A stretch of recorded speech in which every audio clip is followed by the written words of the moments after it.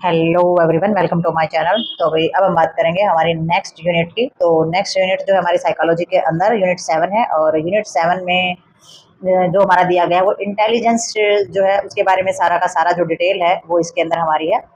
तो इंटेलिजेंस का मतलब हो जाता है बुद्धिमत्ता। ठीक है।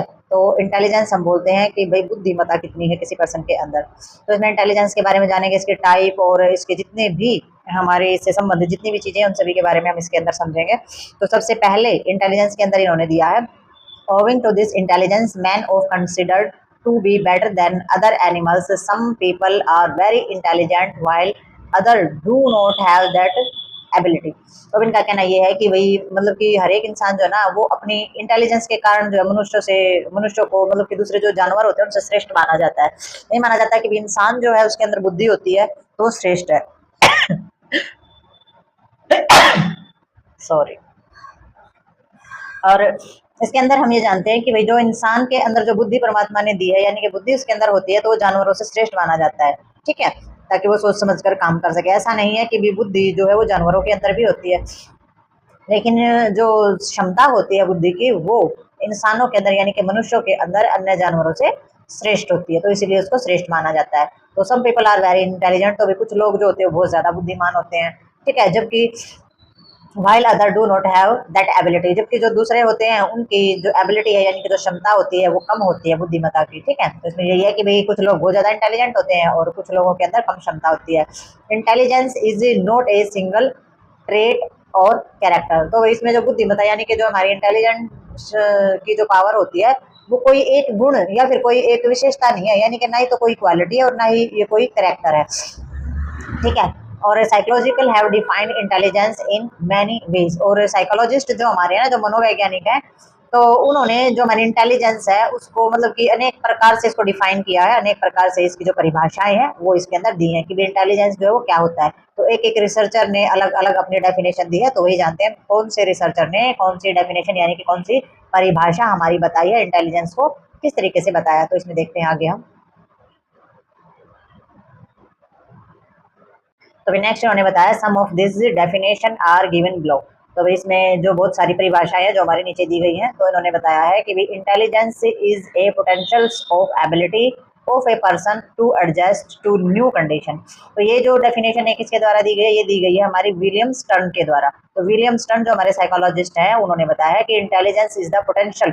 तो वे इंटेलिजेंस यानी कि बुद्धि जो है वो किसी भी इंसान की नई परिस्थितियों के अनुकूल ढलने की, यानी कि जो नई परिस्थितियां आ जाती है ना, अलग अलग सर्कमस्टांसेस हमारे आ जाते हैं, तो उनके अनुकूल ढलने की जो क्षमता और जो योग्यता होती है ना, न्यू कंडीशन के अंदर एडजस्टमेंट अच्छे से कर ले और उसके अंदर ये एबिलिटी अच्छे से हो, इतनी पोटेंशियल हो उसके अंदर, तो वो हमारी क्या मानी जाती है, बुद्धिमत्ता मानी जाती है। तो इन विलियम स्टर्न जो है उन्होंने बताया है कि बुद्धि जो है वो किसी भी इंसान की कंडीशन के तरीके से, जैसे जिस भी तरीके की कंडीशन हो उसमें ढलने की जो क्षमता और जो योग्यता होती है, एबिलिटी होती है, पोटेंशियल्स होती है, तो वो हमारी बुद्धिमत्ता मानी जाती है। ठीक है।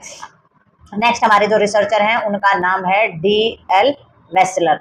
ठीक है। तो डी एल वेस्लर जो हमारे रहते हैं, जो साइकोलॉजिस्ट हैं, उन्होंने बताया intelligence can be defined as a ability of person act purposefully, think rationally and deal effectively with his environment.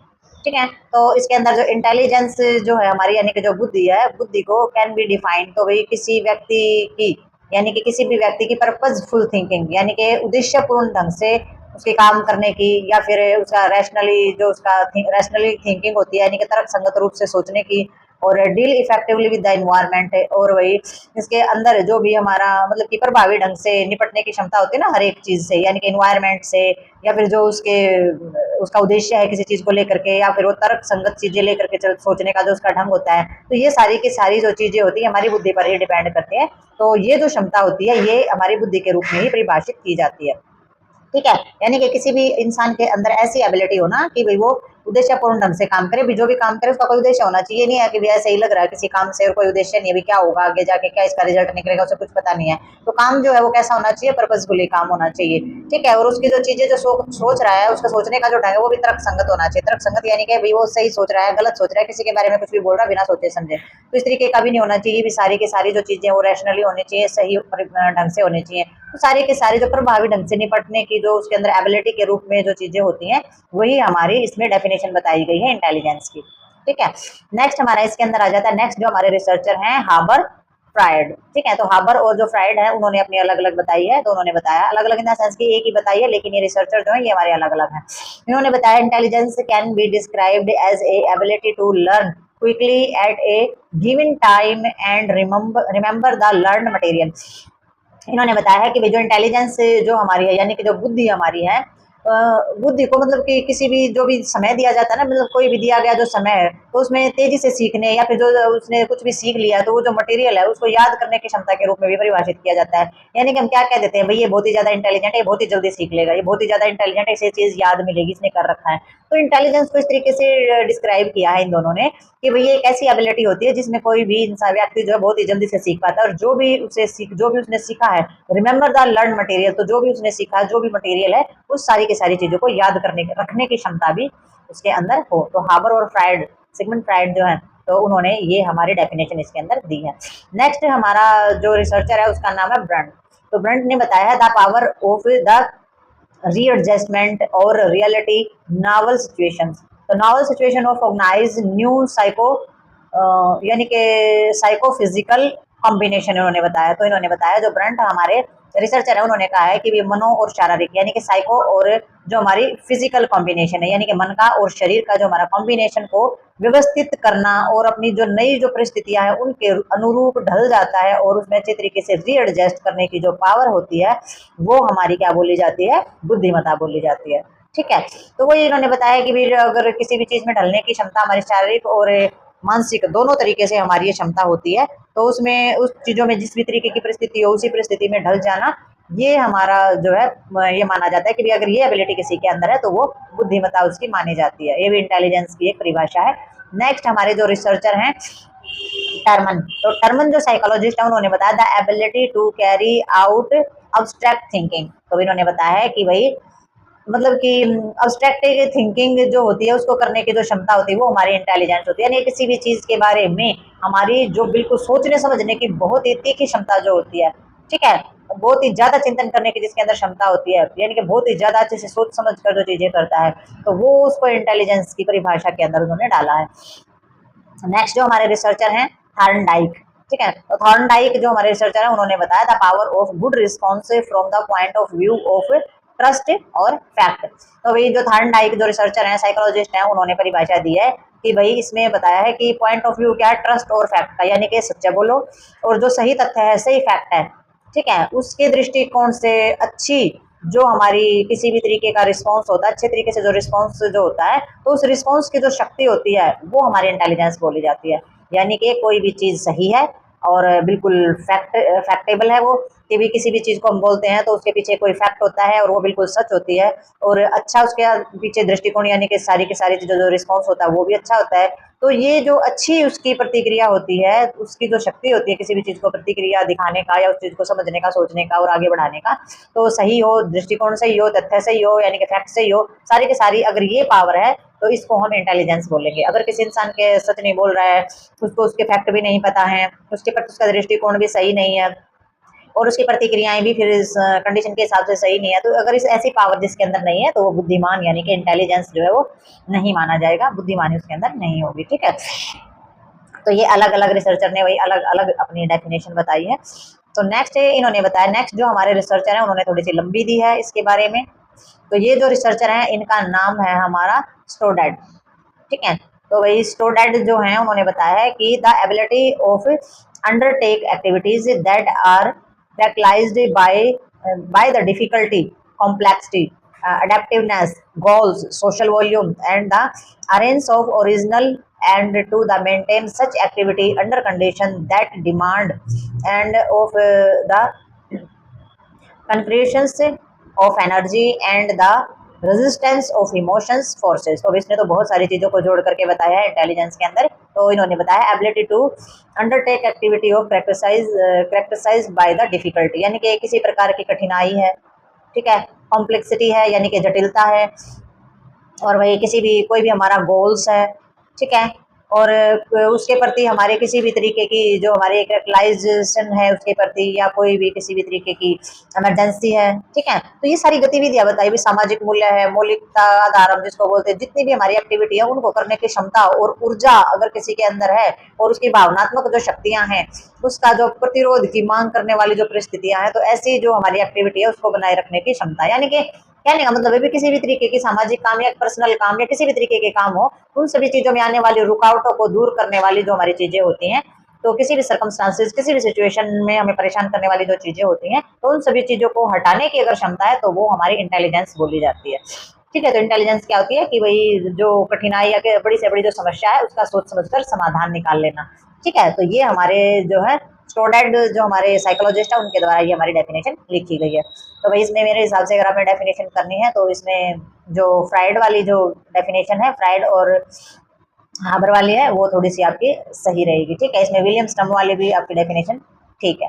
ठीक है, या फिर ये भी कर सकते हो डीएल वैसे, तो ये दो तीन डेफिनेशन है, इनमें से आप कोई भी कर सकते हो। तो नेक्स्ट देखते हैं इसमें हम।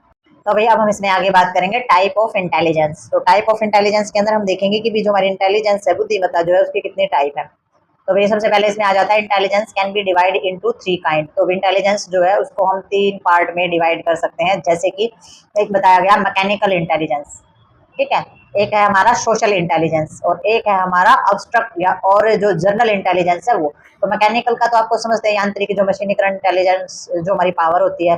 दूसरा सोशल यानी कि समाज के प्रति जो हमारी बुद्धिमत्ता होती है वो इसके अंदर आ जाएगी, इसको सामाजिक बुद्धिमत्ता हम बोलते हैं। एक होती है अब्स्ट्रैक्ट यानी कि जनरल इंटेलिजेंस। अब्स्ट्रैक्ट का मतलब हो जाता है कि भाई कोई चीज हमारे सामने नहीं है लेकिन कल्पनाओं में हमारे वो चीज है। ठीक है, किसी भी चीज का मतलब कि भौतिक रूप नहीं होता है, उसमें सिर्फ सिर्फ कल्पनाएं उसकी उस चीज को लेकर के होती है, तो वो हमारा इसके अंदर आ जाता है अब्स्ट्रैक्ट इंटेलिजेंस, जो कि सामान्य इंटेलिजेंस होती है। ठीक है, नेक्स्ट इसमें हमारी जैसे कि मैकेनिकल इंटेलिजेंस है, सबसे पहले हम इसके बारे में जाने कि ये कैसा होता है। It is the skill manipulate tool and the gravity and the meaning of working of mechanism.